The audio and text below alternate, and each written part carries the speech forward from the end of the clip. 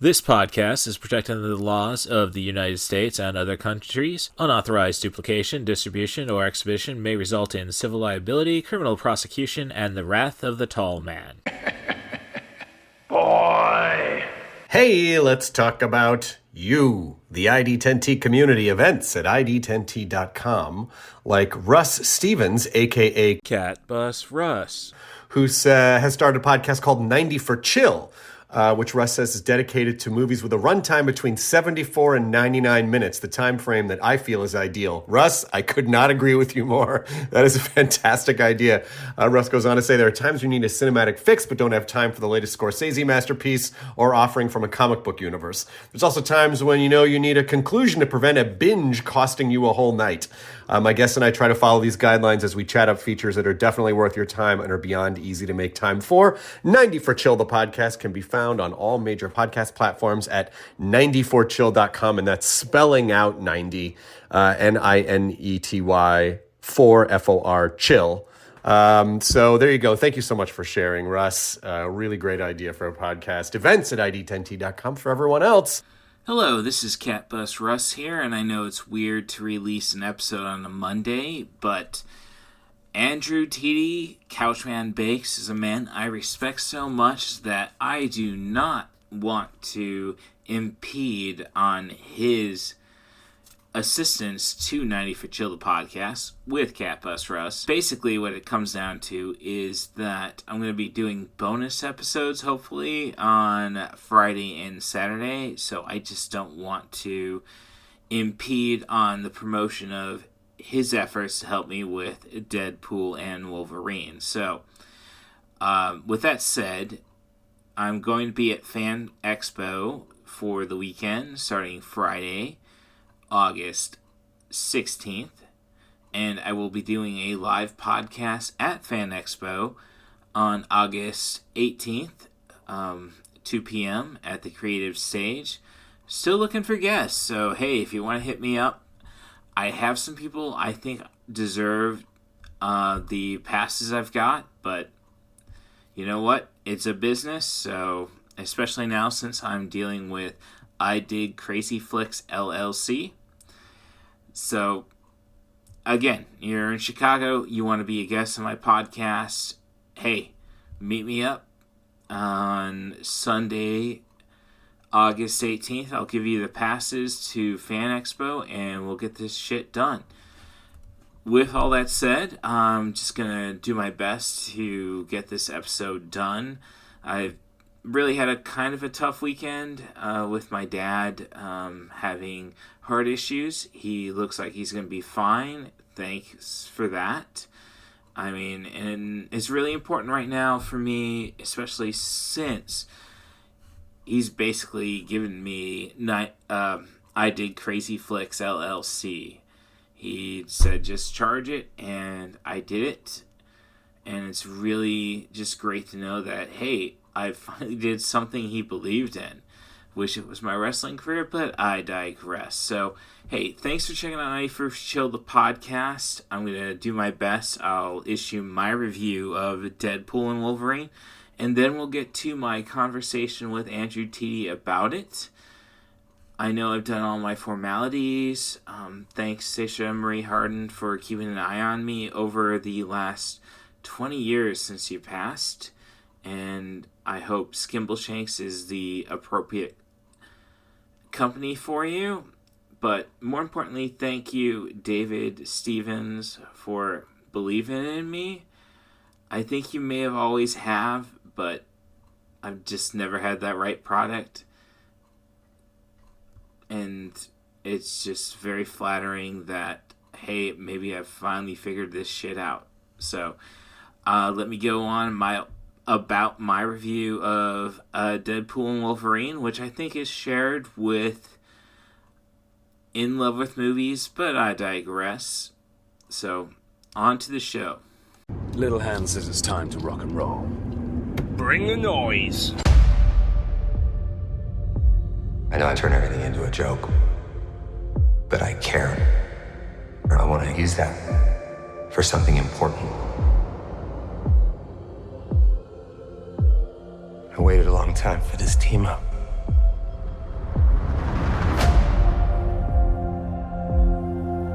In my world,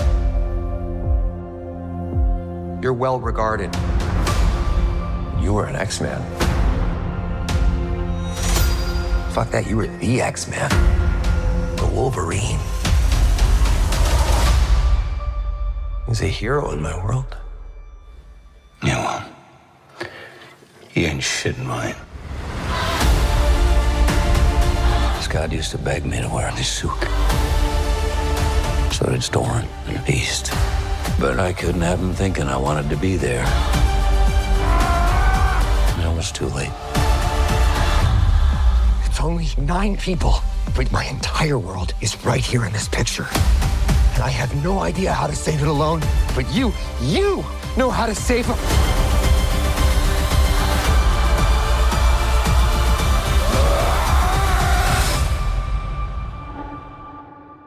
Whoever you think I am,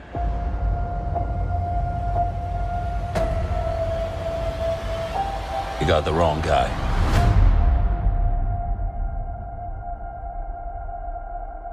You were always the wrong guy. Till you weren't. Are you ready? Fuck yeah, I'm ready. I'm the Wolverine.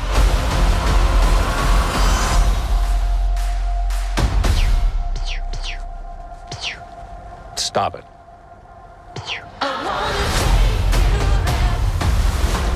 So I've just gotten out of Deadpool and Wolverine, which is kind of like, I would say that Andrew CouchmanBakes Tiede was the guy who inspired me to see it opening weekend. Yeah, granted it's Monday, but I digress. And it was a lot of fun. And bringing up Andrew, I kind of guess this would be the Mallrats of the MCU, or dare I say, Jay and Silent Bob reboot. Just a celebration of the franchise's past, I suppose, because this really is just putting a pin on every possible member or possible character from the MCU. If you heard a text go off, that was Andrew discussing when we could talk about this film, so I'll try to be brief. So yeah, basically, if you had a unresolved story in the Fox Cinematic Marvel universe, this is gonna solve it. So it's a great end, and hopefully maybe a beginning. I don't know. It could be just, well, it's the biggest R-rated opening ever, I believe. So optimistic. We'll try to figure out some kind of sequel. If anything, I guess I could have dealt with a little more of a story, more, again, like Mallrats, Well, yeah, it's about Banky and, no, sorry, Brody and TS trying to get back with their girlfriends, but, let's see what Jay and Silent Bob are doing. Let's just see. So basically, you're here to see the fight between Deadpool and Wolverine, and term the classic rivalry that's been going on the internet between Ryan Reynolds and Hugh Jackman. So it's just it's a load of fun. You get some great bits. I mean, it's just great to see Blade again. Sorry, spoiler, but it's a crucial part of the third act. And you also get to, and then you do get some just pipe dream stuff like Channing Tatum and Ben Affleck jokes. So I say it's definitely worth your time. I don't know if I would say this is a 4. Well, I don't know if I'd say this is a 4.5 or a 4-star movie, just because it could have used, I think, a little more plot, and it does make a point of telling us, yeah, this is going to be long, but hey, you're Marvel fans, you're used to it. So if anything, the big thing was that the trailers beforehand were definitely the green band, which is something I don't usually get at the Phoenix and Savoy before an R-rated movie. But of course, there were 2 under 10-year-olds sitting behind me. So I guess that tells you how everybody is thinking. And I hope those kids got a great education on slang for cocaine.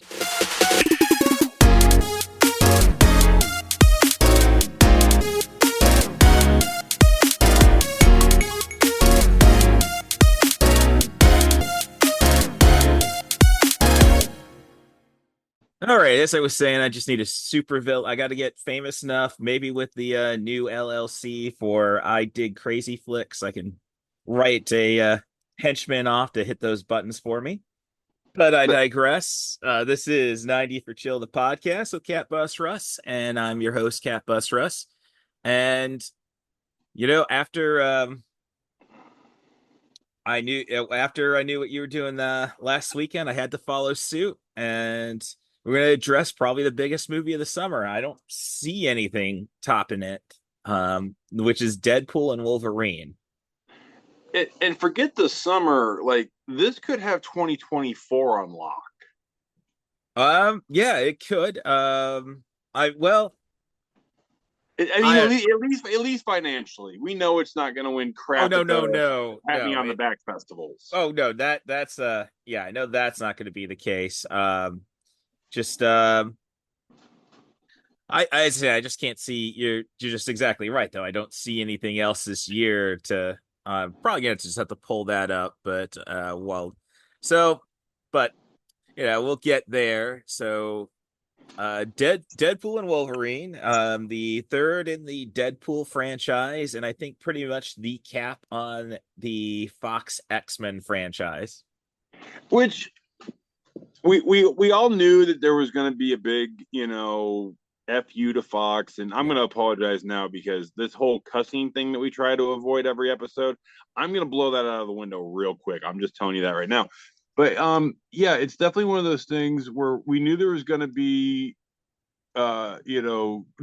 jabs at Fox. We saw it all the way back in when they were doing the production, and they had the leaks of the 20th Century Fox sign in the void and all that. Deadpool makes a couple lines himself. And also manages the best. And he also manages the best Warner Brothers too, which chef's kiss. But it's also a very nice little love letter, for lack of better terms, to those early Fox comic book movies. That without them, would we have the MCU? Well, it goes back to Jay and Silent Bob Strikes Back. Who isn't Miramax the company that makes all those teary flicks like The Piano and and The Crying Game, and I think it was Then She's All That happened, and everything went straight to hell. Right. So and of course the comic book thing, why in Jay and Silent Bob they which sounds like a Weinstein move to go and get Blunt Man and Chronic, but it essentially, because X-Men blew up, everybody's got to get a comic book property. And I mean, X-Men obviously is the one everyone thinks about, and they address this in the movie too, where we really owe it to a movie that came out about 2 years earlier. No Blade, no X-Men. It does. Well, I don't know about that, because Blade on itself was just like, I don't know how many people had to be told this is a comic book. Everybody knew the X-Men. It was the first big comic book movie, but like you just hit it. Most people didn't realize it was a comic book at first. My dad came in one day and it just came on like Stars or something. Him and I watched it together. He goes, "That's a weird action flick." I'm like, "Well, it's based on a comic." He goes, "That's a comic book?" Because to this day, my dad still thinks comic books are the Justice Friends from the 70s. He thinks they're cheesy little stories. I'm like, "Dad, oh no. Like, no, we give Game of Thrones a run for their money on the weird stuff." Oh, yeah, let's not get into the Maximoff twins. Only in the Ultimates. Okay, all right. So, what theater did you end up seeing that in to get your Deadpool and Headpool cup? Yes, $25. Thank you. I did not know this at the time of buying it. My wife and I both got a cup. She has the Wolverine one. Oh, okay. We didn't realize we were spending $50 in soda at the AMC there in town. All right. Yeah. With the bad Nicole Kidman commercials. I don't know. I think that. I'm sorry. I'm just cheaper. So I go to the Phoenix and Savoy, but I can't say it's much cheaper, but no, it definitely feels cheaper. Yeah, Um, when I saw the total come up on the little screen there of how much I was paying for this cinematic experience, I wept. yes, tears of joy. Well, no, that was once the movie started. Okay, all right. Uh, because it does from that first from the opening credit scene, the greatest opening credit scene of all time.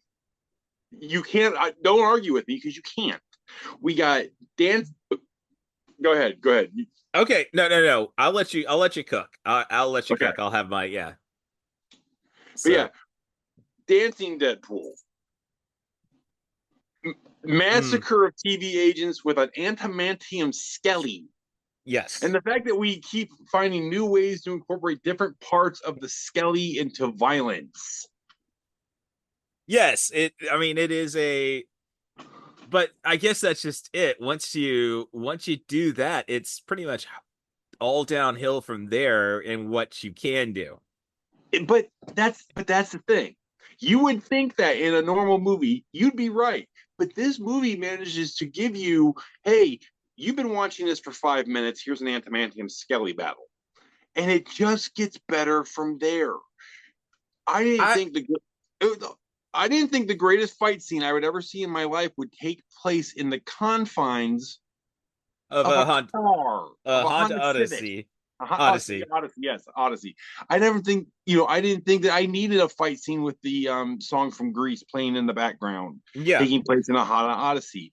I didn't think I needed the cameos I got in this movie, which I'm sure we'll get to here very shortly. Oh yeah, like the fight scenes were great. You hear about all these people that got their panties in a bunch of walking out in this movie in 20 minutes. I'm like, did you not see the other three? Yes, they were violent, but I think this one took the cussing and the violence that you expect from a Deadpool and just turned it all the way to 11.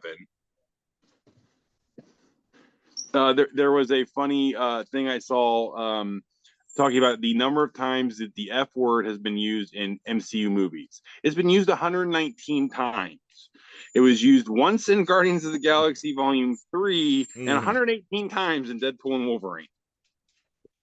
Yes. 118 times. I actually did the math. It's a 120-some minute movie. Yeah, it's coming out to roughly 1 a minute. Oh yeah. I'm not it's well, it's I guess I have my own things. Like I'm not a fan of myself. Like yes, I dug the Honda Odyssey scene. Sure. I'm just not a fan of pulling Grease songs out. Like I had watching Secret Life of Pets in the theater with my girlfriend, and they repurposed one of those songs, the final song from Grease. That's what this song was as well. Well, no, I thought no, it's like I thought they had a song after the one that you want, like just that tone it out. Okay, song, yeah. I'm not a big Grease fan. My mom watched a lot back in the day, so yeah. I have a soft spot for Grease too, just because of Ew. Well, everything is about sex in that one. That's very true. Yeah, it's funny we bring up the Grease component because I was listening to Kevin Smith's review of this movie, and when he went and saw it the same day I did, Thursday, the day before it came out, technically, when he went and saw it, sitting 3 seats down from him in the same row was the director of Grease. So when this scene comes on, Kevin and him had already spoke a little bit in the lobby beforehand. So when this scene come on, Kevin just kind of leans forward and checks him out. Dude's laughing his butt off. He thought he thought this was awesome. Well, it is a homage, no question about that. Let's see. Trying to think of it. Okay. And tears from a pillow, friendly there. Oh, dang it! I can't. Well, that just tells you how. Hold on, I can figure that out. Just I don't know. It's just one of those like kind of like leaving. Even John Woo thrown in, Over the Rainbow, which is just overused in movies to begin with. Yeah, I mean, I think we probably had our best example of that in Face Off. After that, we didn't really need to use it anymore. Right. Well, then we get that, but then years on, we get that cover with the ukulele and bollocks like that. Well, I don't mind the cover with the ukulele, but that's neither here nor there. But yeah, in case you haven't figured out, I really enjoyed this movie. Of course, I have loved all of them. It's weird that Deadpool 2, once you compare it to the three of them, that Deadpool 2 does become kind of the weak movie of the trio, in my opinion. Yeah, I honestly it always happens. When you do a trio of movies, one of them always is just the weakest one by default. Mm-hmm. That's true. I mean, it's Jedi, it's Attack of the Clones, I say Matrix Reloaded from the original trilogy. Like, you got the cool I mean, you got the highway scene, but there's some great fights, but the story isn't there. It is usually the second one that kind of like doesn't fit the overall narrative. Right. No, it's Empire that breaks that rule. Seriously, Empire is the rare, because even when you talk about the like the Christopher Nolan Batman, while the Dark Knight I think is the best of the three, it makes the least amount of sense when you compare it to all three together. Well, and I'm not a big Dark Knight fan myself. I think the first and the third are the better movies. Dark Knight, this is one of the reasons why, like, I think I got into 90-minute movies. It's like, why did we have to go to frickin' Hong Kong? We had to establish, basically that was done to establish that Batman works where the law fails. Yes, that's really the only reason that we needed to do that sequence. It made no sense. It was dumb. It showed off the phone thing that would be used later. That's about it. Right. Yeah. So the song for Secret Life of Pets is "We Go Together Now." Ah, okay. Yeah. So as Louis C.K. and that is technically the last song. I forgot that. They sing them almost back to back. Right. No, it's the most operatic portion of the movie. Yes. Yeah. So, all right. Well, so I let's just break down the plot real fast. So, sure. All right. So after Deadpool 2, we have after he fixes the time variance, after he plays with he gets Cable's time traveling device, fixes the end of X-Men Origins Wolverine, keeps Ryan Reynolds from making Green Lantern, this, that, and the other. But what he also does is he goes back right after the events of Endgame in the 616 Sacred Timeline, and he tries to become an Avenger. Well, I actually think it was before. I think they said 2018, and back then, like, he's trying to become an Avenger. Tony Stark wasn't there to take the meeting. That's true. It's somewhere in that time area. It's somewhere in that. Basically, he wanted to be an event. He wanted to be an Avenger to essentially impress Vanessa. And it's just, and Jon Favreau just puts it out straight. I'm not a big fan of Made, but he's a very straightforward like love shack. It was weird to get a pretty big cameo, honestly. I mean, it is Jon Favreau, but still, like, that's a decent cameo to get 30 seconds into the movie. Right. So what he resorts to is selling cars with Peter. Hanging up the Deadpool suit, literally. Yes. And he's just going through his midlife crisis, essentially. Yeah, which if you are Deadpool, midlife crisis for you is you become the most mundane sumbitch you can be. Yep. So Vanessa's dating a guard at her wherever she's working. So he walks out. He gets a doorbell on his birthday party, answers it, and it's the TVA. You think they're here pretty much to prune him? No.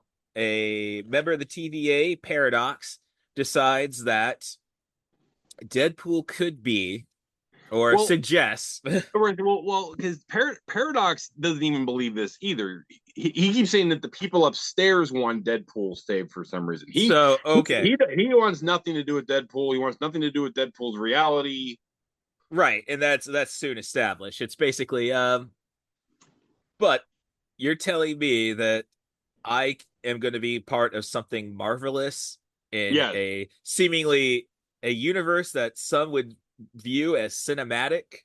Yeah, they make all these little nice subtle jabs that he's joining the MCU.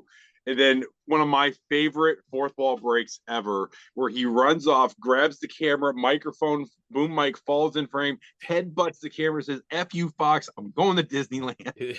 Yes. But yeah, the higher ups want Deadpool in the Ultimate Timeline, 616. Yes. 1025, I think, is the one. He's in 1025. But basically, Paradox says, look, 1025 is just going to fall apart since they lost Logan. So the anchor being right, and I think the anchor being thing is something we're going to play with going in the movies forward. I already have my theories on that. To be continued.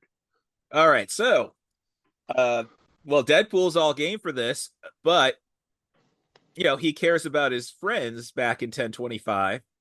And Peter, Colossus, Negasonic, all the people that you've seen in the other movies who were at the birthday party. Right. And you could just say, well, there's no reason they could.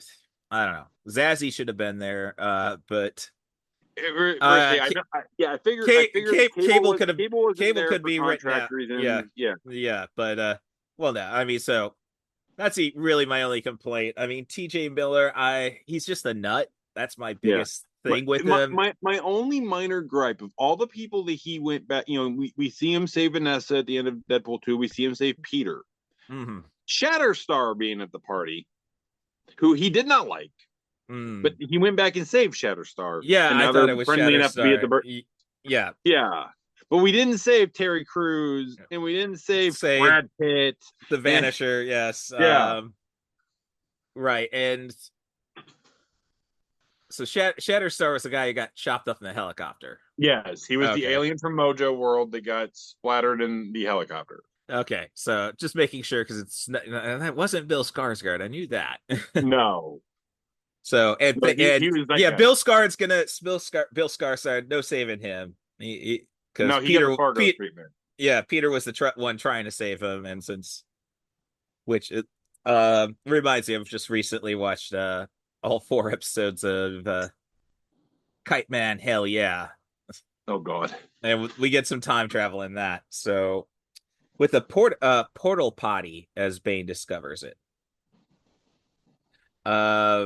So as long as James Gunn knows what he's doing, it's all going to be awesome, I think, in DC. That's a really odd sentence to say. Because as much as I love James Gunn, I think, to quote Batman, The Killing Joke, he's one day away. He needs one bad day, and he's a supervillain. Yeah, no, there's no question about that. So, I don't know. I'm my humor excuses those tweets they pulled up on him that got him fired from Dead. Yeah. Like yes, laughter is the best medicine. That's why. Laughter is the best medicine, and that's why I laugh. People could say a dumb thing in 20 years ago, and that's not who they are anymore. Is it sad that they said it? Sure, but let's not nail them to a cross for something that they did 20 years ago when obviously they've learned and moved on. Yeah, but my issue with that is that's just a straight up satirical statement. Nobody should actually laugh at AIDS patients. Well, to try to cure them. Well, yeah. Sorry. I mean, soapbox out of the way. I'm sorry. Okay, so Paradox says, "Oh yeah, the galaxy, the universe has 2,000-3,000 years, but why are we waiting for that?" So he has developed a time ripper which will destroy that universe. So Deadpool is determined to save it by bringing it a new Logan to be the anchor being. And Cue the Oh, montage, which we get this great montage where we get 5'3" comically accurate Wolverine. We get Days of Apocalypse Wolverine. We get John Bryan, classic brown and yellow, fighting the Hulk Wolverine. We get Patch. We get Old Man Logan. We get the weird Wolverine where he's crucified to the X-Cross. I cannot believe that made it into a movie. And then, of course, my favorite of these, just the Logan cameos, the Calverine. yes. Oh, we'll treat you a lot better. Then those down to see, this is Warner Brothers gag. Yeah, we'll treat better those shitbags down the street. Yeah. Which leads me to wonder. I want Cavill in the universe. I mean, I don't think I can get the Calverine, but no, they've been throwing him around for Captain Britain for years. Oh yeah, well, that's going to be a ways away. Yeah, I don't know if I mean, like I said, I see why you would pick him for that. It's just if we're ever going to get to that character, right? So just let's be upfront. So Deadpool thinks he's going to be the MCU Jesus, and so far, he's failing. Well, no, I would say that he's kind of after the lackluster 2023. Well, yes. I mean, if we're going off like actual films and not just like his character arc in said movie, right? Oh yeah, he's definitely breathed fresh life, fresh money into to the MCU. The MCU. But yeah, he finally gets this drunk, very depressed Wolverine. Even for a Wolverine, this one is just like, bleh. And he gets him back. Whiskey claws. The whiskey dick of the claws. He gets it back to Paradox, and Paradox is like, you idiot, you can't replace an anchor being, especially with the worst Wolverine of all of them. Yes. So okay, so this Wolverine's got baggage, which and of course Deadpool keeps like, so are you gonna tell me, or do we gotta wait for the third act flashback? Spoiler: third act flashback. Yes. So Paradox just screws it, prunes Deadpool and this Wolverine, and they're in the void, and it's become, I have not watched Loki season 2, so it's basically become Mad Max in the void. Yes, it's very Mad Maxian, remnants and ruins of, again, the 20th Century Fox line. I saw a helicarrier in the background. Yeah, there was a pirate ship. I'm just gonna say, since it's the Disney property, it's the Black Pearl. Lots of like little Easter eggy deals.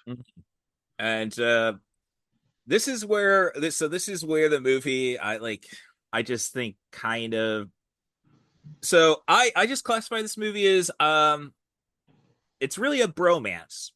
It is a bromance. I'd say the best bromance perhaps since Superbad.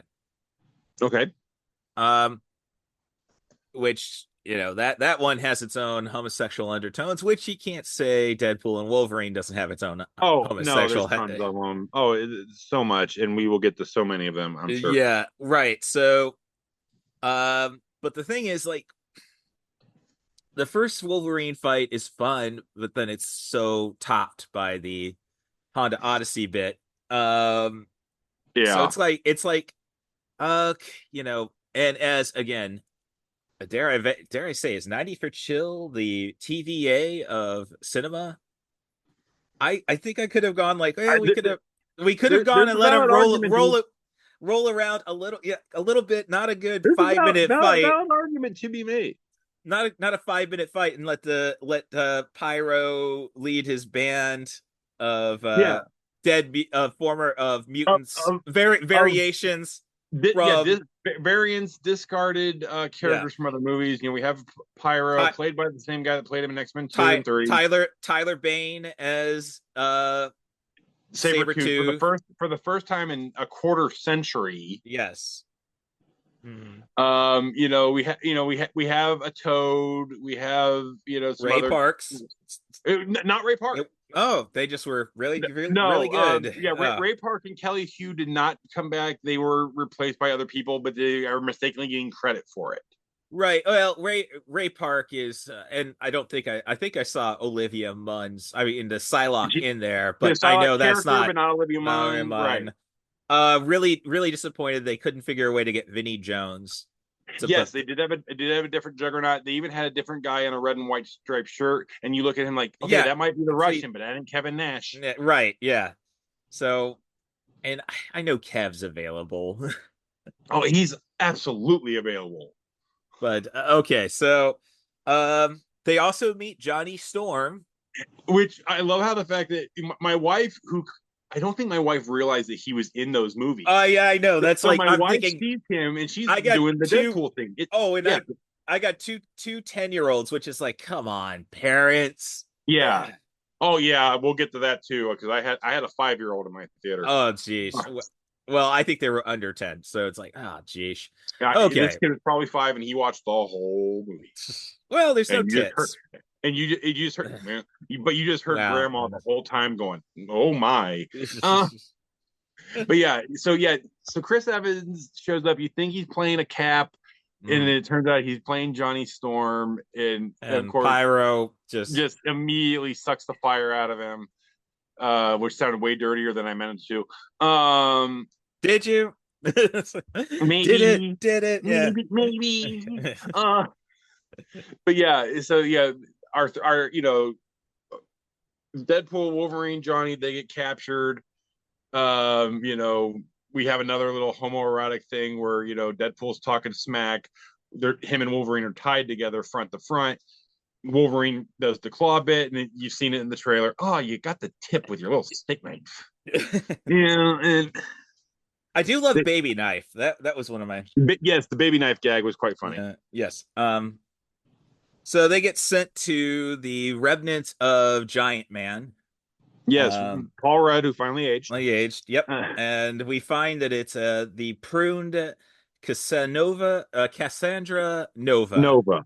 Which a deep cut, obscure character introduced circa 2001 or 2-ish in the X-Men comics. She is the parasitic twin of Charles Xavier, who basically had to be banished because her powers are just as she's Charles Xavier without any of the moral compass. Right. Yep. Love that one moment. I'll rewatch your deaths and flick my bean to the Anya box set. There's an Anya box set. Again, they went for it with it. Like if just when you thought, oh, they went there, they're still going. Right. Yeah. I was about to say, yeah, I think there's few C bombs when were present, but it's like, yeah, but I mean, I use the word cunt all the time, and not sexual, not aimed at anybody. But you do it in the cheeky British way, right? But then for her, like, I thought that's stepping a new line, a new boundary, saying I'm going to self pleasure myself.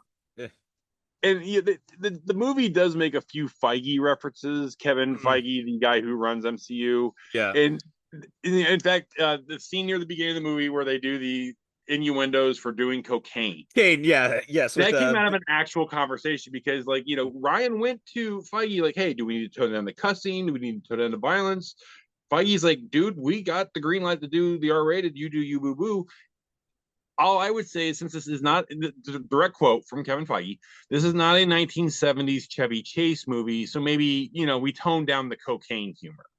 So the first thing they went and did is write this 3-minute scene with Blind Al and Deadpool making cocaine innuendos. Yes. And saying Feige won't let us do it. Bogota. You want to build a snowman? Yes, but we can't. Never my drug personally, but I digress. I've never been brave enough, never will be brave enough. Well, as I always bitch about fentanyl, it's like, I have done a bunch of powder. I really wish I would have kept track of my drug dealers, that bankrupt me over somebody else's habit. Just to check on them. You don't want anything bad to happen to them, right? Just buy a dime, just for old time's sake, right? Well, since you guys know me, the Couchman here, we all know that I do two things. I cough a lot because I smoke a lot, and I am slowly pickling my liver. That's all I do. That's the extent of my debauchery. May I? I mean, it's going to be a while, but once barrel aged Malort gets back on the market, I mean Shut up. that is. We're Oh never. no, it's No, excellent stuff. Oh no. I did Malore one time with you, you piece of excrement, and I will never, ever, ever, ever do that again. Oh my god, I literally would rather drink turpentine and piss on a brush fryer. I got another team member to do it up in Chicago. Maybe it was just being Chicago. He was cool with it. So That's the only thing that I will say. what Like, I'd like to regret that what I'd like to say is I got Tim Roth to drink Malort, but it's not that Tim Roth. Well, there you go. Yeah. See, my only regret is I always knew that if I ever did drink Malort, it was going to be with you. My only regret that we didn't do it in Chicago, just so I could like do the full circle. But yeah. Well, my biggest well, as I say, he didn't, or he either had a great poker face or what, but it was the Tournament of Champions for our trivia, and we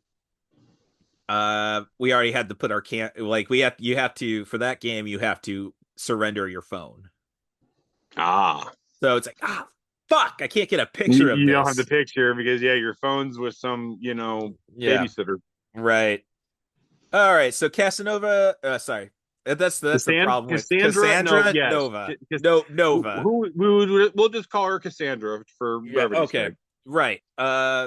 She just loves ruling the void, essentially. Yeah, she has no plans on any of the other timelines. She just wants domination over the void. This smoke creature guy from Loki, I feed him guys that don't want to work for me. Right. That's it. Yep. So, but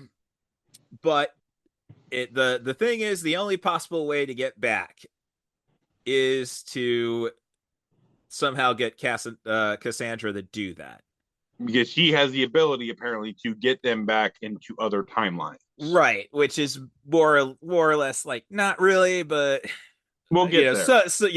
So the Wolverine and Deadpool run off, escape, and have the fight in the car. Kill Johnny Storm. If you want to, God bless it, they killed Johnny Storm. It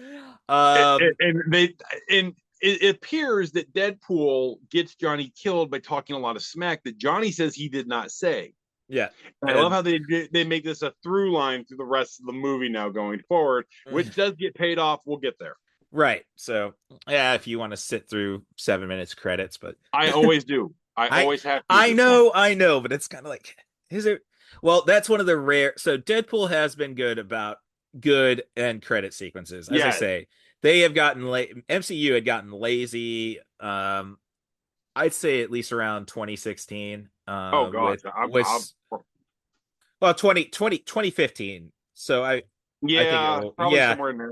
Right, or it was basically like, we already filmed this for the next movie. we're gonna show you a 20-second clip of the next movie. Right. So like, dude, don't give me a trailer. Yeah. Give me something. Yeah, after Ant-Man, it's Civil War. After Thor Ragnarok, it's it's after Doctor Strange, it's Thor Ragnarok. And then after Thor Ragnarok, it leads right into Endgame. Yeah. Which, okay, cool. But it's supposed to be a bonus. It's not supposed to be a fucking trailer. Yeah, it's not supposed to be it's supposed to be a teaser scene to what's up? Yeah. Not so I can't wait to see like the rest of this scene in context. Mm-hmm. Right. Like the Avengers inventing shawarma.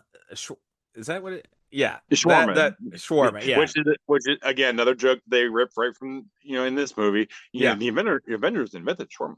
Yes. Which, granted, I didn't know. Hey, I was like Tony Stark then. Yeah, they definitely popularized it. Right. So, basically, Deadpool's gotten Wolverine to go on this journey just because he made an educated wish. Yes, which is my new favorite word for dumbass guess. Yes. A calculated or educated wish. Yes, it basically says, if you help me, I can get those TVA guys to fix whatever you did. Because again, we know he did something bad. Right. but they'll fix whatever you did, fix your universe. Everybody, la-di-da, everybody's happy. Yeah, Deadpool doesn't know any of this. So yeah, when Wolverine finds out that Deadpool might be full of it, greatest fight scene ever in a car. Yes, there's no question about that. That's why I'm saying, like, I don't really need the first showdown to be as long as it is, because but I'm okay with besides from baby knife, I don't really think. I think since the fans have wanted to see these two beat the crap out of each other for so long, yes, why just do it the one time? Let's give you the good. We'll give you the good fight. We'll give you a really good long fight at the beginning, but that's really just the appetizer to the one you're going to get in the Odyssey. If you thought the one by the Fox sign was cool, wait till you see what we do later. That's my take on it. But we are introduced to the concept of the Deadpool core. I've only gotten a couple of comic books from that series, but by introducing Nice Pool, I think it was. Nice Pool, yes. Which is really just handsome Ryan Reynolds with what's his hair. Yes. And my MVP and Dog Pool. My MVP of the damn movie. My wife now has to listen to me talk constantly, me wanting to get a pug / Chinese crested mix because I want one of these things. Dog Pool, played by Peggy, who recently won the Britain's Ugliest Dog contest, but we don't tell her that.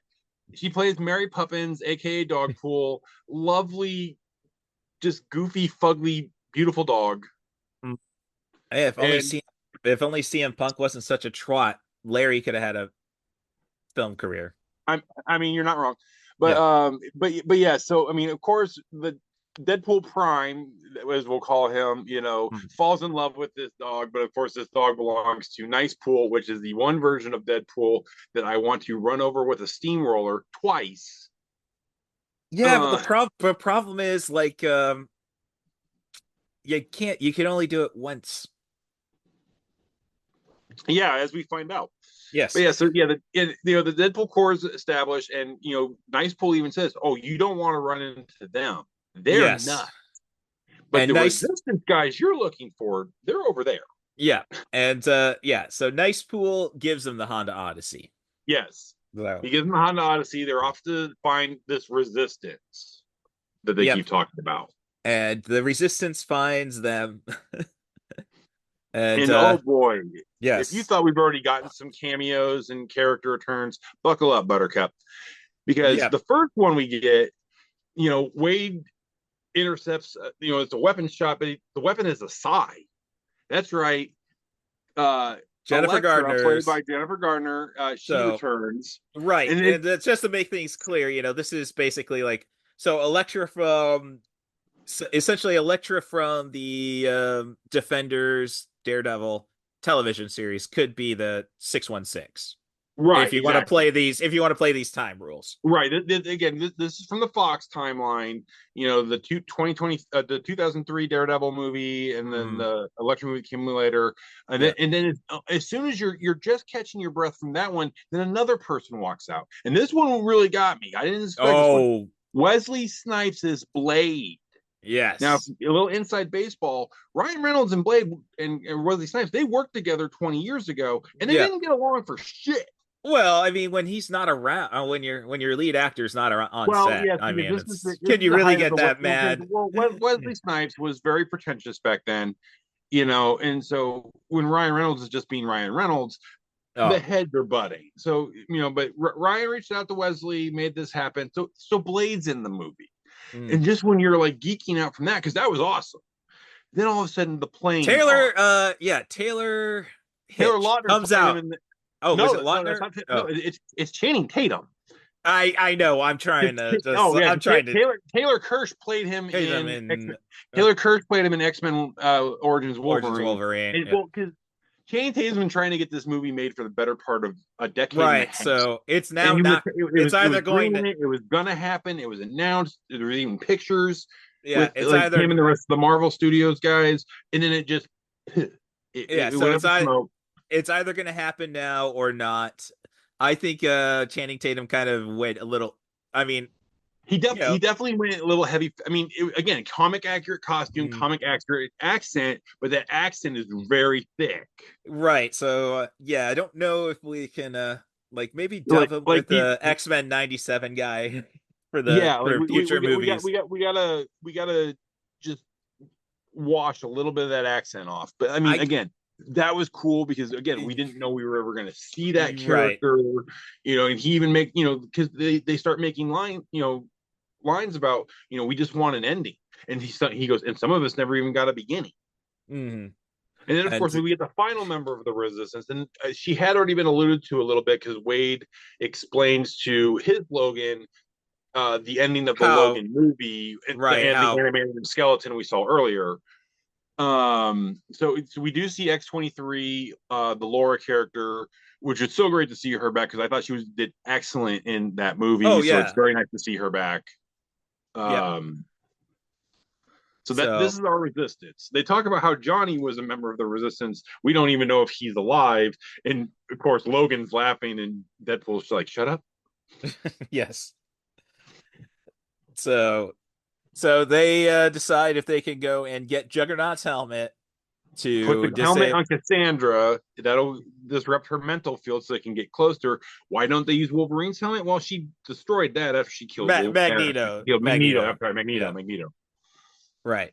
So kind of disappointed we couldn't get a true end to. I mean, and even Sir Ian McKellen, but even if we couldn't have got McKellen, at least or Fassbender. Yeah, grab one of them.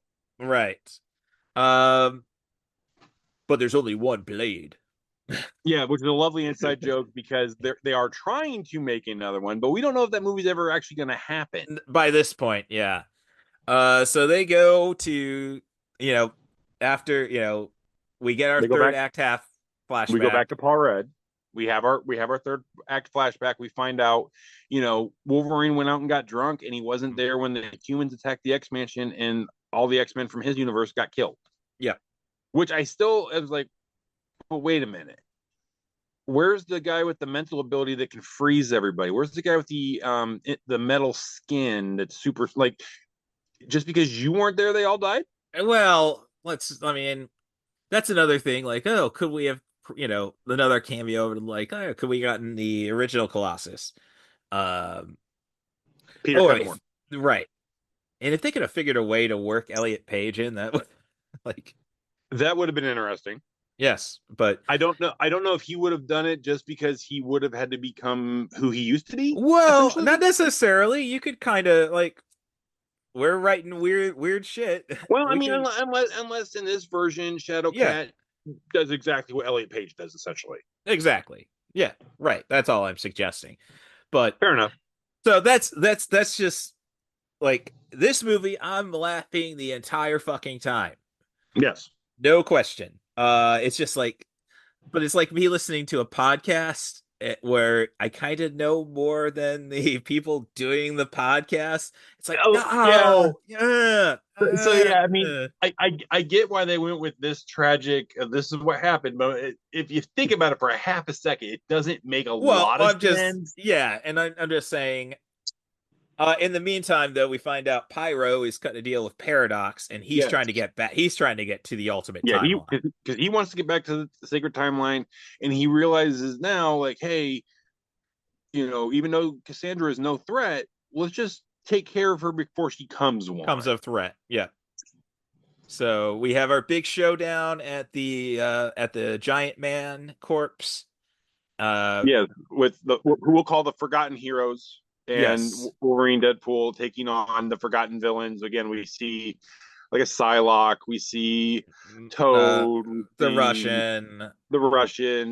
At least they acknowledge, this is I'm a different Juggernaut. And they do make some Punisher references because they make references to other movies. They weren't Fox movies. When he got the rocket launcher. Because that was a Lionsgate movie, and then of course to get Blade involved, that was a New Line movie. The other thing, since so many studios had so many movies back then, right? This is to close all of those. Basically, this is the Time Ripper of the 2000s. this movie is literally doing what this movie is trying to stop happening in this actual movie. Dolph Lundgren would have been great, and Dolph was. Oh my god! Like, yeah. I understand not wanting to call Thomas Jane, and I understand you couldn't call Ray Stevenson. Yeah, Ray Stevenson. Rest in peace, you glorious bastard. Yes. So, but yeah, like Dolph would have done it. Hell, Hasselhoff would have done it. Yeah. Hasselhoff did Fury. That's right. I'm sorry, he didn't do Fury. Right, but they're just saying, oh, yeah, you could have. Even then, like, yeah, we could have had a Nick Fury. Oh, and I love the Affleck joke. Yes, because I'm sorry. I'm sorry about Daredevil. That's okay. Yes, chef's kiss. So, so they are able to get the helmet onto Cassandra. Yep. As they're arguing about, we can't take it off of her now to fix things. Yeah, he's like, well, you have to take it off, or I can't do anything, which was a lie. Well, we find out, but Pyro goes and shoots her, and basically, like, she's gonna die if they don't take the helmet off. So she makes a deal. She lives up to it and gives them a tool of a amateur sorcerer to get back. It's a sling ring from a Doctor Strange movie, but yeah, if you noticed, it had a green and red crystal in it. This sling ring was Infinity Stone back, baby. Hence why a sling ring, which was only supposed to get you from point A to point B in your own universe, is now a multi-universal tool. So the time and reality stone, correct? Yes, correct. Okay, all right. So, and then they were smart. They never explained that, but an eagle-eye nerd. Yes. If you see that, they're like, oh, so that's how the sling ring can now take you from the void back to 1025. Right. So we get to great. Don't let the public really. I think we may have done a disservice. The public finds out. Oh, they could bring back the Infinity Swords. We could just stones. We could get the same shit we had last time. Oh, you know that I think those will come back into play. Probably in the it won't even happen in the chunk they're working on now in the multiverse stuff. It'll come in after that. Yes, but I'm just saying we're going to have Force Awakens. Mm-hmm. Okay. Or as Jay and or the reboot, not a sequel. Right. As Jay and Silent Bob reboot explains. Yeah. Oh, we need more Jason Lee. Why is he not working as much? I know. So Deadpool and Wolverine get back to their universe. Everything's cool until it's not, because they sucker punch Paradox, but then all of a sudden Cassandra shows up because, hey, you tried to kill me, so I'm going to take your Time Ripper and I'm going to kill everything but the Void. And that's when our boys are like, ruh-roh, Reggie. So before they can take on Cassandra, the portal opens up. What's going on? Dogpool returns, which applause all around. Yes. And then, of course, Nice Pool shows up, and then we hear other voices. And this is where, again, cameos abound. Yeah, I have not taken the time to research. That's, as I say, this is the weird thing about this This is the weird thing about this podcast because it's only a 2-week-old movie, so I haven't gotten a chance to rewatch it. Like I did record I have done my review. due diligence. I can tell you about some of these cameos we were about to see. Was Blake one of them? She was the voice of Lady Pool. I don't think she was actually in the suit, but she was the voice. Kid Pool, the 9-year-old kid version of Deadpool, that was Ryan Reynolds' 9-year-old daughter. Okay. Baby and Pool, he's the filthiest. Yes. Baby Pool was Ryan Reynolds' baby in a mocap suit. Nathan Fillion does the voice of our boy Headpool, which is the only effect in the entire movie I did not really care for. It wasn't horrible, but I think that they also could have I think they turned it in about a week early. Right. Yeah. Matthew McConaughey does the voice of Cowboy Pool. Oh, okay. One of Ryan Reynolds is co-owner of the Wrexham football team. Well, clean, yes. So one of his players is Welsh Pool. In fact, his the guy he owns the team with, the guy from Always Sunny, he had a scene. His scene got cut. So Yeah. So all these Deadpool start showing up, and that this is the aforementioned Deadpool Corps. So before Wolverine and Deadpool just figure out, hey, we have got to fight these guys to get the Cassandra to save all the universes. Oh, and here's where it gets good, folks. They come walking out. They're standing there. They're getting ready to go. Wolverine just reaches back and he pulls up the goddamn cowl. We have been waiting a quarter of a century to see not only Wolverine in a comic accurate suit, which we finally got, but with the mask. And of course, immediately Ryan Reynolds makes a joke like, hey, what's the wind resistance on those blowjob handles? Because, but then he buys it back with, oh, I'm sorry, I'm just a catty bitch when I'm jealous. Yes. So and then we have this wonderfully shot, oh no, it's Old Boy. If you've seen Old Boy, yes, they do it in a way where you think it's done in one shot. Obviously it's not, but the way they film it and edit it is in the foreground. It's in one frame. Like this is not it does not, the camera does not move to catch other things. And the fact that we got like Wolverine in the foreground, Deadpool in the back, and all of a sudden it switches and as I say, characters going this way, and all of a sudden something goes that way, and then everybody goes back that way. And I mean, we had that era with the Netflix Marvel shows of the hallway fight.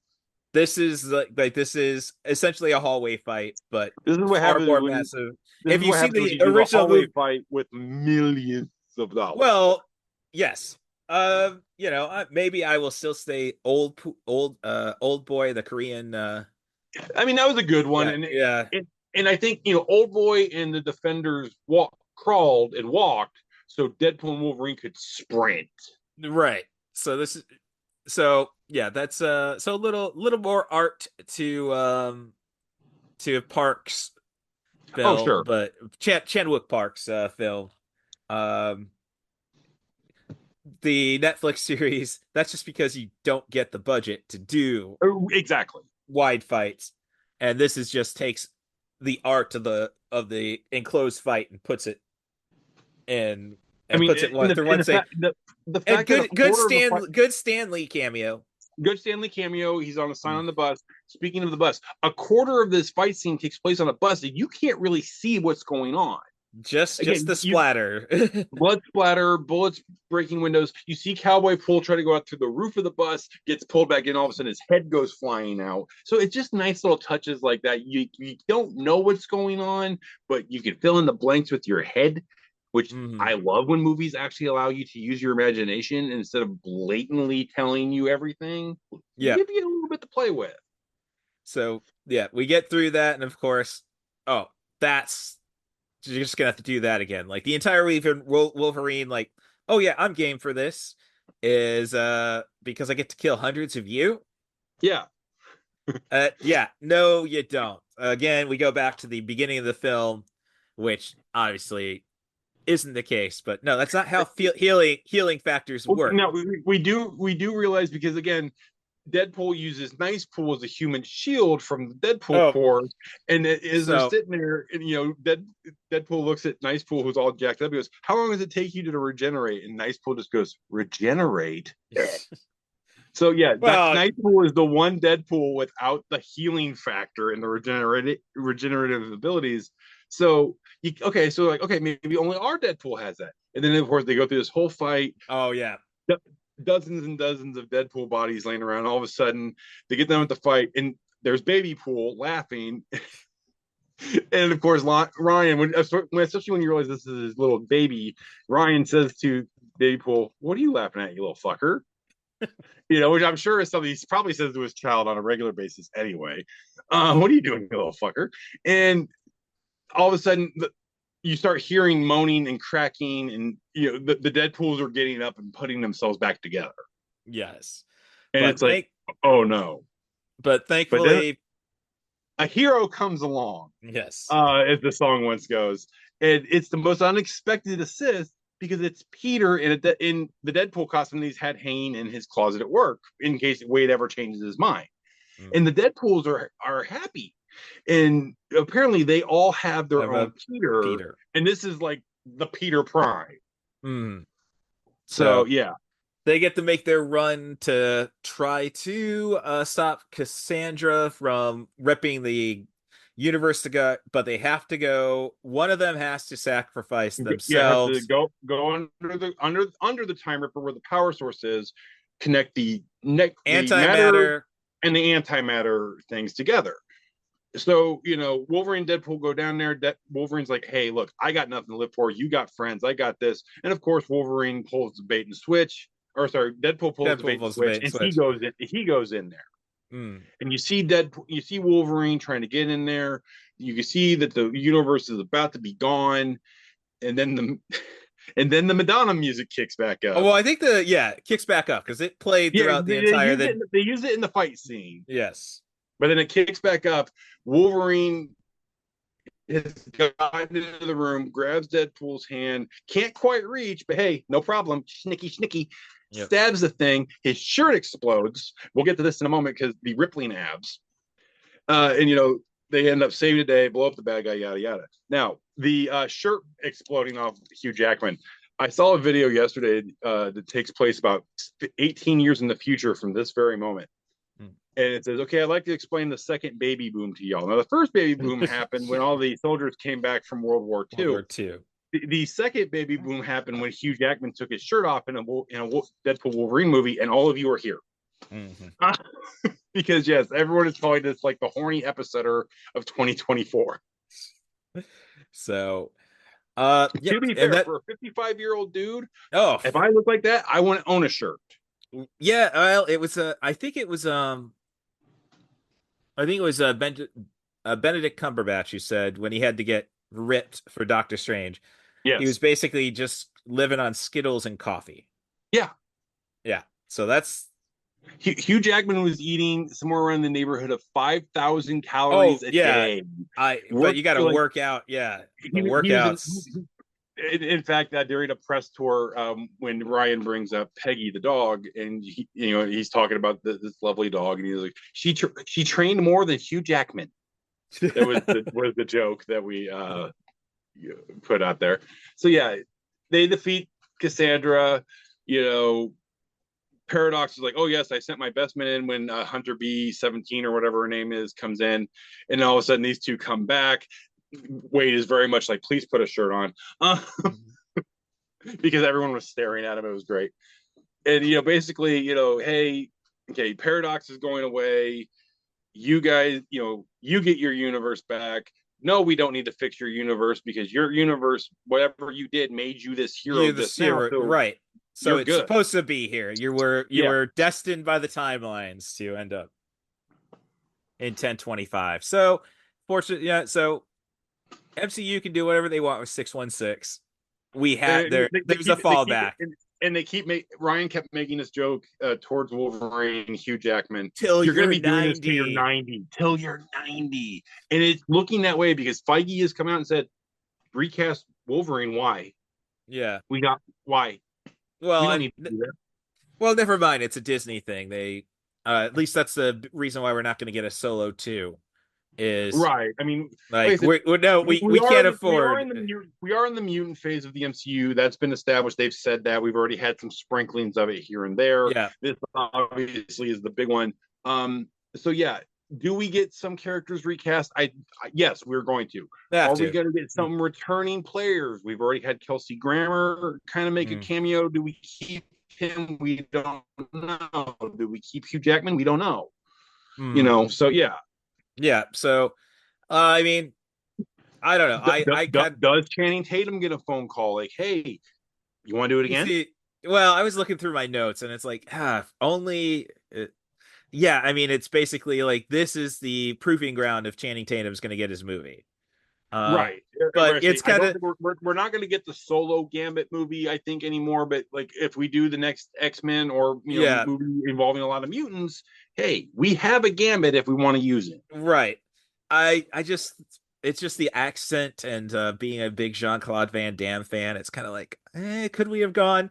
Like I said, I think if we tone down the accent just a hair, I'm not saying we need to get rid of it like Halle Berry did from X-Men to X-Men 2. Or You mean X-Men scene 4 to X-Men 8 scene 32. Like, I mean, yeah, you're not wrong.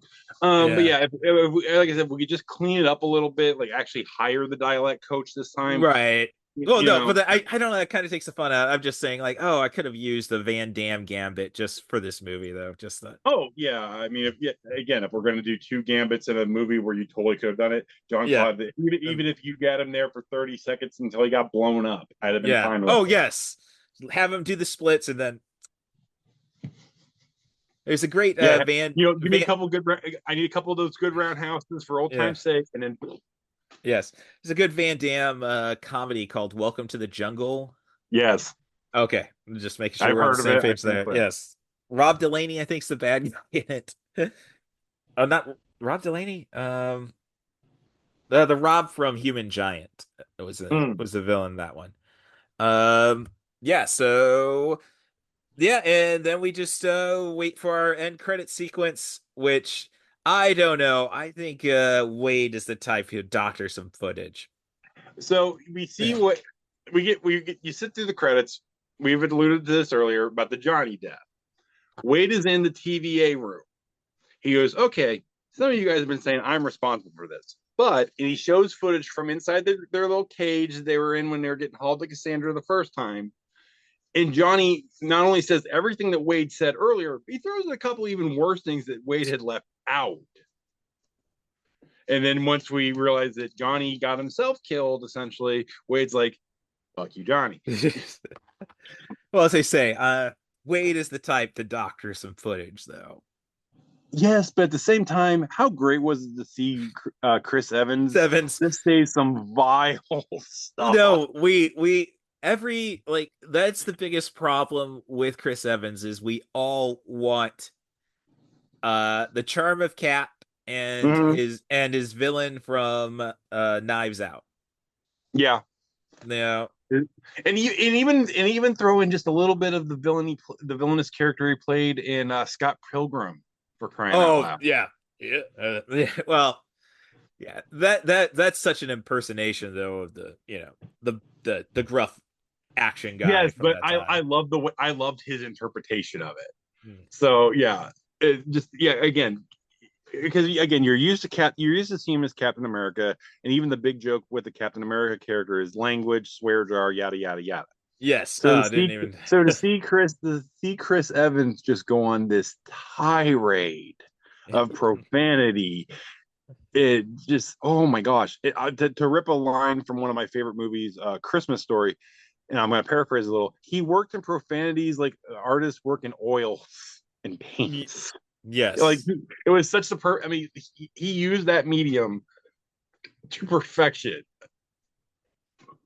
Yeah, and I'm former military, and I hang around with a lot of comedians, and I was raised by truckers. I know how to cuss. Yes. Holy hell. Oh no, that was my dad's biggest problem with Forrest Gump was the first interaction with the drill sergeant. They aren't that nice. No. Well, okay, yeah. So no, if you want an accurate description of a drill instructor, watch a little film called Full Metal Jacket. I was wondering about that because I know that's pretty accurate. Okay. That's, I mean, not the physical aspect of it, of like him punching people and stuff like this, because they do different time. Well, back then that was completely accurate. In my day, that was by my time that had been scrubbed out. But freaking wokeness, man. But as far as them going through your jugular verbally, and we're gonna mess with you like all day, every day, all day. So that's just that was my biggest I was a martial, I studied martial arts. I'm disciplined. I'm a team captain. Tell me what you need me to do. I know I'm in a morally flexible role. Well, it's funny. I'm going off on a slight bit of a tangent. I'm sorry. No worries. But like in the military, I would have all these, drill instructors and sergeants and all this yell at me. I've had bosses yell at me. I just stand there and stare at them. Oh, well, I mean, like when civilian bosses yell at me, especially, it's comical to me. Yeah, because they're like, "Why aren't you upset?" I'm like, "I have been yelled at by so much better than you." Mhm. And but my drill sergeants would get upset when they weren't getting the reaction out of me they wanted either. And Yeah. they're like, why are you not reacting this? Like Mm. like I just said, wait till graduation when y'all meet my dad.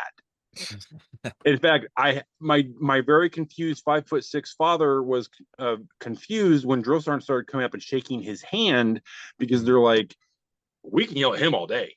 Yeah. He don't care. Mm. Like whatever you did, thank you. And my dad's like, I don't even want to know. I don't even want to. So, I guess it's just going over some finer notes by this point. How difficult was this film to shoot originally? Because with the WGA strike, Yes, they because they did start this. They did because we were seeing clips of like the fight scene by the Fox sign and all this. We were seeing clips of that before the Writers Guild strike last year. So yeah, they had to pause production for 5 months or whatever it was. once you had the actor strike, but they were still shooting, but they basically said, yeah, Ryan, you can't ad lib. Yeah, basically Ryan don't speak. Hmm.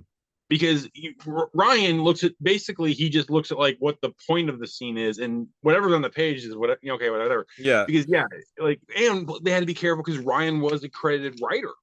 Yes. So so I mean even him just saying any lines would be funky. Yes. And I'm just saying that because this movie is like, yeah, bromance, but it's basically just, and that's why that's why I'm gonna say comedy movie. It's a buddy right, comedy, and that's why I'm gonna say I think it's the weakest of the trilogy, just because like this is really just an excuse for Hugh Jackman and Ryan Reynolds just to fuck with each other. Well, I definitely agree. It's definitely the excuse for those two to finally get together again. After their brief encounter in that god awful X-Men Origins Wolverine movie. Yeah. I don't. Like I said, it did serve its purpose because, like I said, we've definitely established variants very well. Like I said, if you haven't been keeping up with like the TV series on Disney Plus and all that, you haven't really been getting the whole variant issue too much. Because like basically, I looked at my wife when because a lot of times before we go to a movie, she's like, "So is there anything I need to know?" Or after a movie, she's like, "Hey, explain this." And all I said to her like, all you need to remember from this moment to the end of time when it comes to Marvel movies. And we would figure that out later, and I'll get to that in a minute. Variant. That's all you need to know from here on out. Right. Which again, we then get to the big announcement made at San Diego Comic-Con last weekend. Oh, okay. The King has returned. Oh, that one. That one. Yes. And I know there's a storyline which there's a comics book storyline that totally justifies it. There's precedent in the comics, so right? But it's like I could, as I say, the concept of variant, especially after John Majors, right? Jonathan Majors, because of the Jonathan Majors situation, he got himself into legal problems in real world, so we have to like kind of like scrub what we've been doing. So all the Kang stuff has been set up. That's gonna seemingly like basically they're probably gonna do a thing where the TVA finally successfully prunes all the Kangs. Hey, life is good. Wait, what's this guy? Right. Which we're gonna find out that the character that we're not naming right now. Yes. I don't know why. We're going to find out that the mystery character was waiting for all the Kangs to go away for him to make his move. That's my personal thought. After just marinate for a week. Yes. Somebody at my one of my jobs was saying, we really should just work towards a bait and switch type thing like they did with the Mandarin. Like that was the best that's the best thing about Iron Man 3 is that bait and switch. Which even though I wasn't happy about that because I thought that was dumb. Oh, you're right. But you're right. It was still the best thing about Iron Man 3, which just tells you how bad Iron Man 3 was. I don't care for it. Yeah, once you bring a kid into it, it's like, oh shit. I mean, we learn nothing from Brady Bunch? Yeah. Oh, geez. Cousin Oliver, I hate you. Well, it's like, I guess this movie does break the I think it was W.C. Fields who said never work with children or animals. So we had the adorable dog Peggy and Ryan Reynolds' own children. Right. So I guess Ryan Reynolds, I hated on for a long ass time. Goes back to like, so I didn't watch two guys, a girl, and a Yeah, pizza Girl on a place. Pizza Place. I've seen like one episode, I think. Um, I'm bitter about him getting Scarlet for a bit. As are Uh, most of the male population, to be fair. okay, so but And which is thanks, why I now hate. Which is why I now hate Colin Jost. oh, I just, like, at least he's a comedian. That's my biggest thing with Ryan Reynolds was he was not a practicing comedian.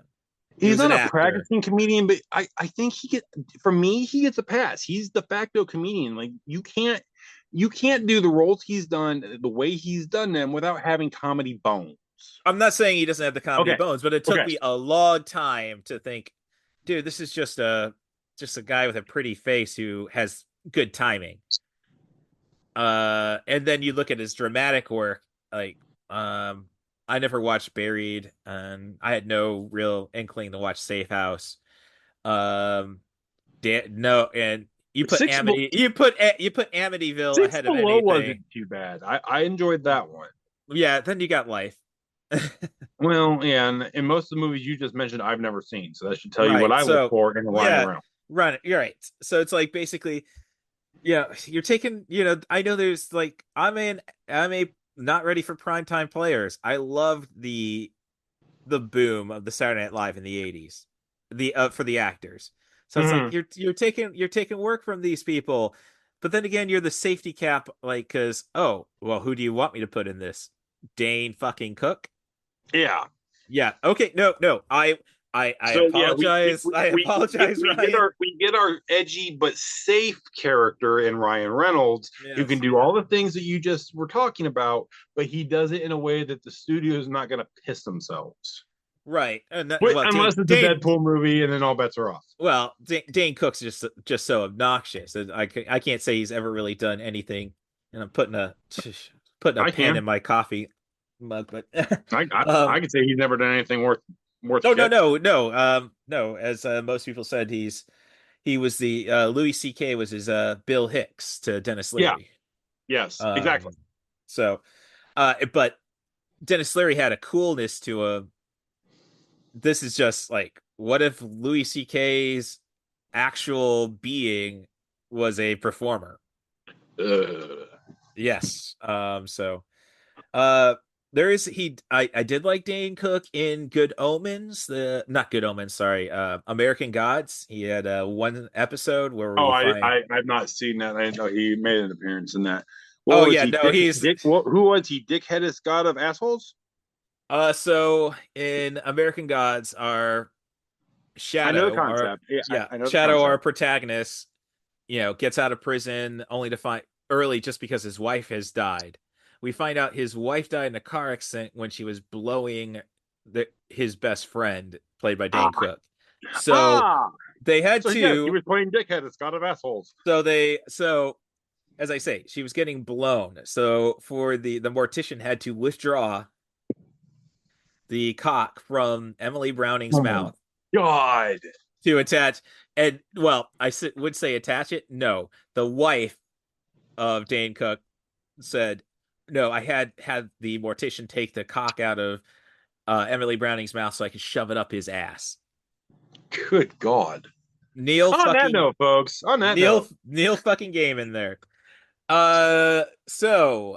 Let's see. That's the biggest problem, though, is the movie could have just been the bye bye bye number. See, I love. I would have paid. I this. laughed and smiled. No, I'm not, and I'm just saying, it's like that's just it. It is kind of like you have the bus fight, you have the Deadpool core fight. You can't really say much about the attack on Giant Man. I enjoyed that. I'm not saying I didn't. I wish it was about 3 minutes longer. I wish we could have focused on the fight. Yeah, it's more of the forgotten heroes. Focus on the fight a little more. It's MCU bullshit. Say from Endgame, like there's so much going on. I'm already sitting down for 3 hours. Let's just go for an even 4, so I can see a little more. And then what we were saying earlier about this being a love letter to the Fox movies, we get that while we are waiting for the after credit scene. We get this lovely little montage of footage from filming the original X-Men, filming the original Fantastic Four. Careful to only show characters who have signed contracts. Yes. Because, it is what it is. But, showing those movies, showing, we don't, just, hey, remember these things 20 years ago that you really liked? Right. We like them too. They're gone now, but we remember them. They're great. They were cheesy movies, some of them, but you know what? At the time, we thought that's all we were going to get as comic book fans. The fact that we were getting those movies at all was awesome.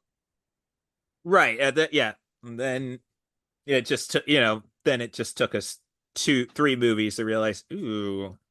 Right. I mean, like I said, they jumped the shark with a lot of them, and sequels weren't as good as the but again, like a lot of those movies when those movies still had a place in our heart as comic book nerds. Well, oh yeah, no. When X2 happened, it's like, and then they, Jean Grey makes her sacrifice. It's like, no, you're gonna go right into Phoenix, aren't you? Which, there's reports that they wanted to do that all the way back at the first movie, just jump straight into the Dark Phoenix stuff. No, it's like there's a reason this took years for the comics to do it. Right. No, do something else for a couple movies. So I say, the Dark Phoenix should not even happen in the X-Men until at least, well, the hell, the Phoenix Saga alone, let alone Dark Phoenix, the Phoenix Saga shouldn't even show up till like 3-4 movies in.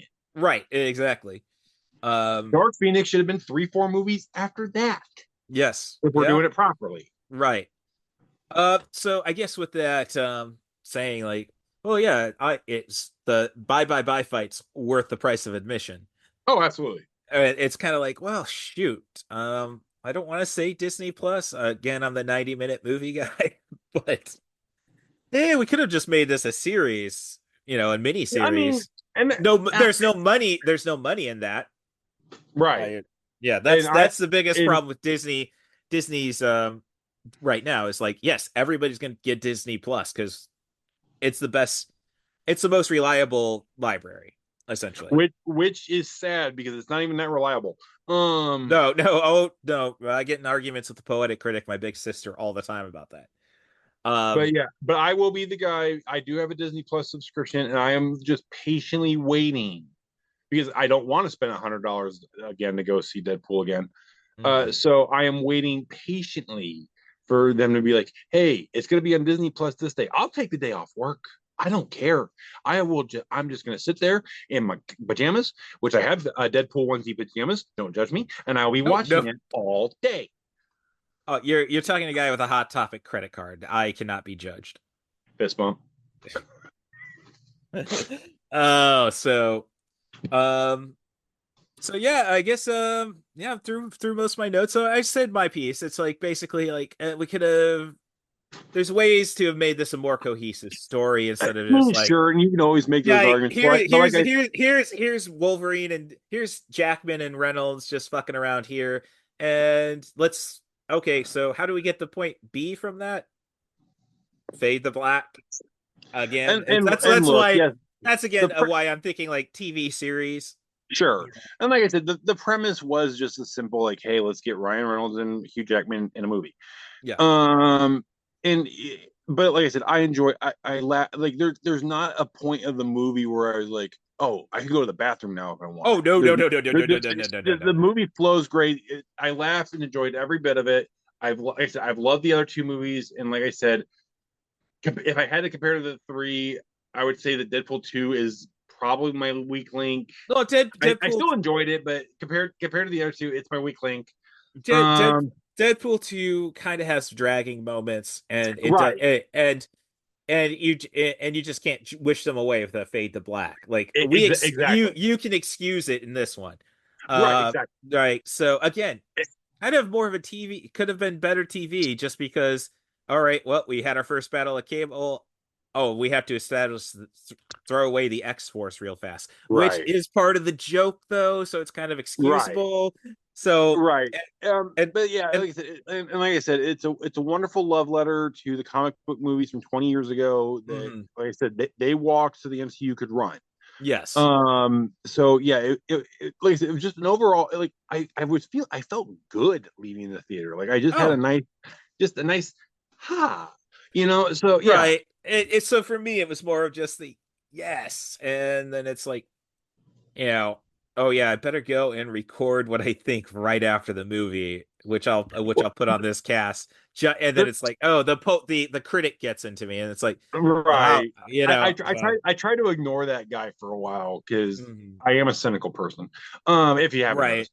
Oh, Um, you're in comedy. exactly. But If you're yeah, not like I cynical, said, if you're not cynical and you're in comedy, yeah, it doesn't work. yeah. But yeah, like I said, just yeah, I had just such a good time watching this movie that like yeah, it's just fun. Mhm. Fun, Oh fun, no, fun. this is spectacle. This is why you go to the movies. Dare I say? Mhm. Um, it's I yeah, mean, yeah, it's just if you just want to have fun watching a movie, if you're old enough, for love of God, do not be like gosh, yes, like I said, I saw a 5-year-old in there. I saw like some like don't do it. Don't no, do it. Please.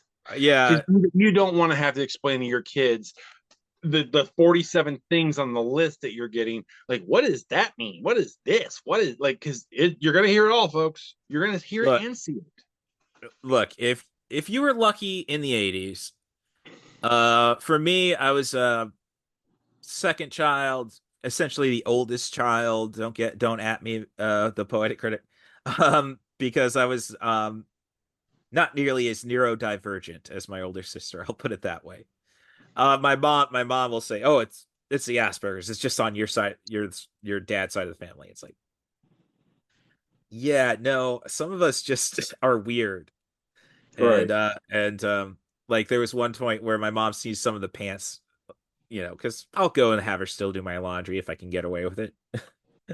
And turn to my little sister who is the early childhood teacher. So did somebody not get enough attention as a child? And it's like, yeah, and I'm mouthing yes. I was just told to be straight laced. But when it comes to R-rated movies, the only exposure I got to them was when my mom had HBO and we had our babysitter over. You can't tell the babysitter what not to watch, especially in the '80s. So Right. that's my R-rated. That's how you should learn about R-rated movies.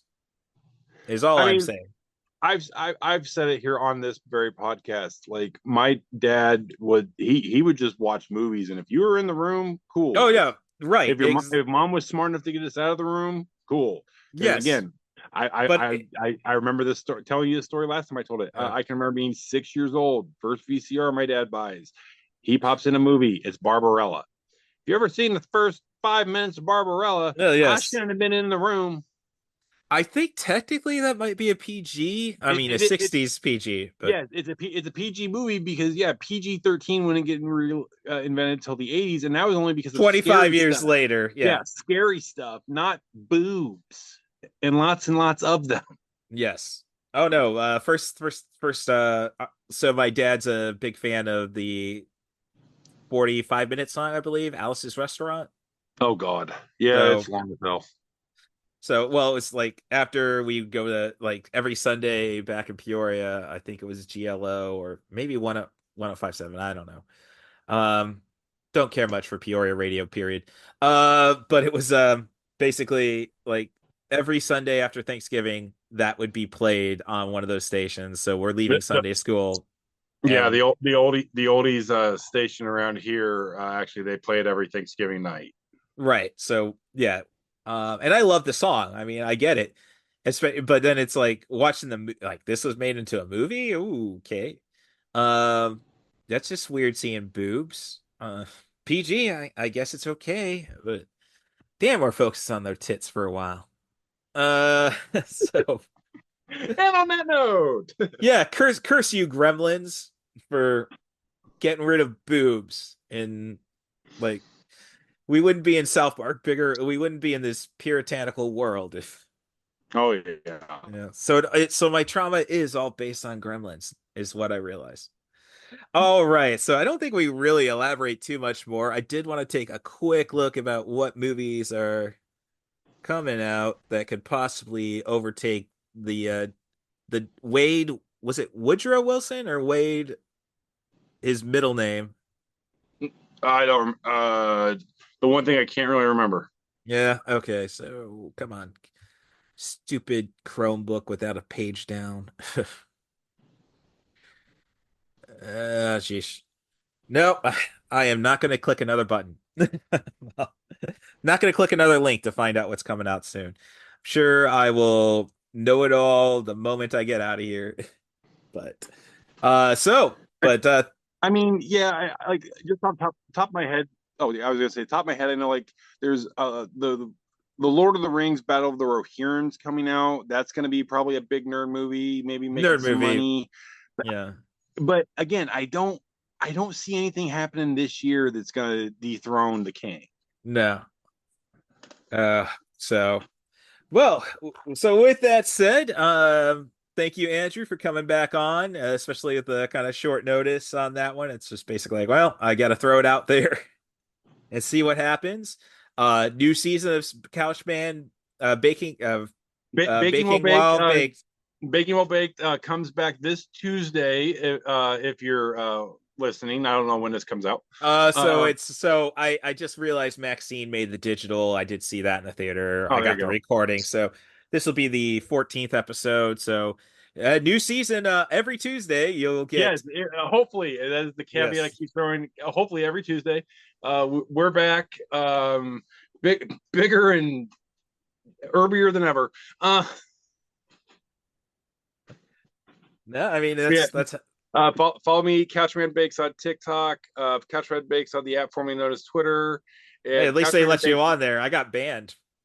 hey, Couchman Bakes 1 on the Instagram because somebody apparently already had it first. Oh, yeah. Well, that's probably half the reason why I got banned was like that sounds like a cool handle. Yeah, right. No, I think trying to promote my podcast during the RNC while also saying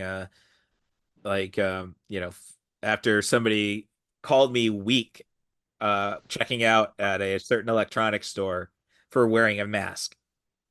Oh God. And fuck your imaginary friend. All he's done for me in my adulthood is cause all the fucking problems in the world. So, and hashtagging RNC that might have triggered some MAGA cucks. So, yep. So 90 for Chill the podcast is going to debut at Fan Expo on August 18th, 2 p.m. at the Creators Stage.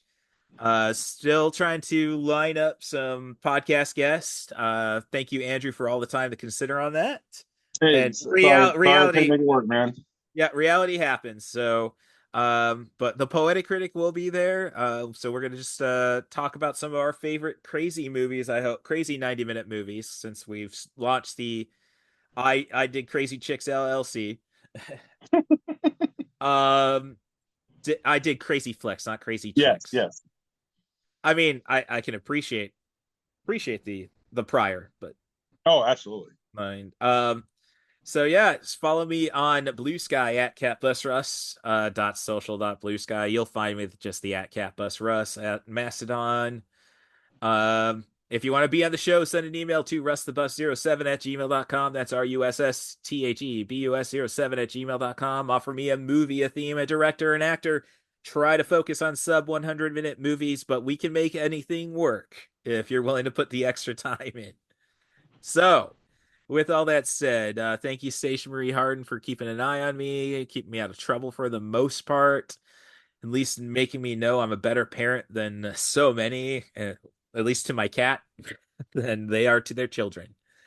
And I hope you're loving the fluffy presence of the ghost of Skimbleshanks, the one-eared angel. So, thank you again, Andrew, and until next time, then. Hey, later. Later. Can I hear a wahoo?